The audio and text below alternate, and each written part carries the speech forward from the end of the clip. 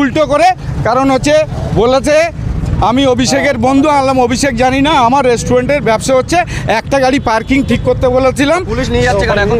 Police নিয়ে যাচ্ছে কেন? পুলিশের অফিসার রয়েছে জিনু, আমার কোনো রকম নেই, এক পয়সা ফাইন্যান্সিয়াল ডিল নেই, তারপরেও বলছে সোহম হুমকি দিচ্ছে একদিনে রেস্টুরেন্ট বন্ধ করে দেবো।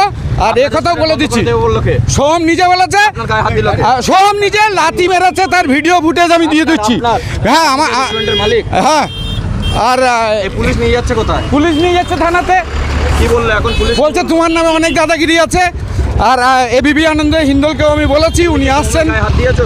একদম আমি জোড়াত করেছি, তার ভিডিও ফুটেজ যদি না দেখাতে পারি তা আমার নাম আলম না। সোম লাত মেরেছে। আপনাকে লাত মেরেছে? একদম ভিডিও ফুটেজ আমার চোখের এখানে ভালো করে। তাদের কোনো অ্যাকশন নিল না? পুলিশ তো এখন উল্টো আমাকে বলছে থানায় চলো।